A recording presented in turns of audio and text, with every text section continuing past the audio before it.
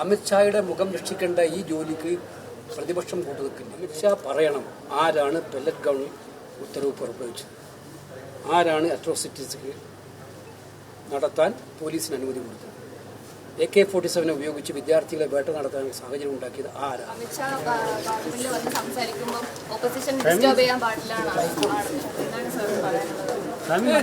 ഞങ്ങളിപ്പോൾ നേരത്തെ ഞാൻ പറഞ്ഞു കഴിഞ്ഞു, കഴിഞ്ഞ 15 ദിവസക്കാലമായിട്ട് പാർലമെന്റും ഇന്ത്യയും ആവശ്യപ്പെടുകയാണ് അമിത്ഷാ വന്ന് ആരാണ് പെല്ലറ്റ് ഗൺ അതിന് ഉത്തരവ് പുറപ്പെടുവിച്ചത്, ആരാണ് ഈ ഡൽഹി സ്റ്റുഡൻസിനെതിരായ അട്രോസിറ്റിക്ക് നേതൃത്വം കൊടുക്കാനുള്ള ഗ്രീൻ സിഗ്നൽ കൊടുത്തത്.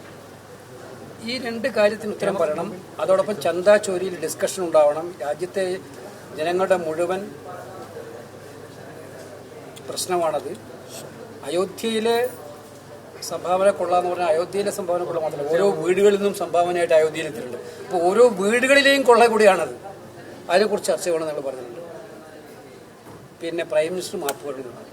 ഈ കാര്യമൊന്നും ചെയ്യാതെ 15 ദിവസമായി ഒളിച്ചു നടക്കുന്ന അമിത്ഷാ സഭ അവസാനിക്കാൻ പോകുമ്പോൾ വന്നിട്ട് ഞാൻ പറഞ്ഞ് സ്റ്റേറ്റ്മെൻറ്റ് നടത്താമെന്ന് പറഞ്ഞു. അതും വിശദമായ ഒരു ചർച്ച നടത്താൻ ഞാൻ തയ്യാറാണെന്ന് പറഞ്ഞാൽ അമിത്ഷായുടെ മുഖം രക്ഷിക്കേണ്ട ഈ ജോലിക്ക് പ്രതിപക്ഷം കൂട്ടുനിൽക്കില്ല. അതല്ല ഞങ്ങളുടെ ഇത്. അമിത്ഷായുടെ മുഖം രക്ഷിക്കാൻ വേണ്ടിയിട്ടുള്ള ഒരു നാടകമാണ് കിരൺ റിജിജുവിൻ്റെ സ്റ്റേറ്റ്മെൻറ്റ്. ഇത് മനസ്സിലാവാത്തവരല്ല ആരും. അതിന് ഞങ്ങൾ വളരെ ക്ലിയർ ഡിമാൻഡാണ്, സ്പെസിഫിക്കാണ്. അമിത്ഷാ പറയണം ആരാണ് പെല്ലറ്റ് ഗൺ ഉത്തരവ് പുറപ്പെടുവിച്ചത്, ആരാണ് അട്രോസിറ്റീസ് നടത്താൻ പോലീസിന് അനുമതി കൊടുത്തത്, AK-47 ഉപയോഗിച്ച് വിദ്യാർത്ഥികളെ വേട്ട നടത്താൻ സാഹചര്യം ഉണ്ടാക്കിയത് ആരാണ്? ഉത്തരം പറയും. ആ സ്പെസിഫിക് ഉത്തരവാണ് ഞങ്ങൾക്ക് വേണ്ടത്. അല്ലാതെ ഒരു വിശദമായ ചർച്ച നടത്തിയിട്ട് അദ്ദേഹത്തിൻ്റെ മുഖം രക്ഷിക്കാനുള്ള പടപടിയില്ലേ. 15 ദിവസം ഒളിച്ചുകൂടിയിട്ട് ഇപ്പോൾ അവസാനം വന്നിട്ട് എനിക്കൊന്ന് പ്രസംഗിക്കണം എന്ന് പറഞ്ഞാൽ അതല്ല ഞങ്ങൾ ആവശ്യപ്പെടുന്നത്. സാക്ഷ്യം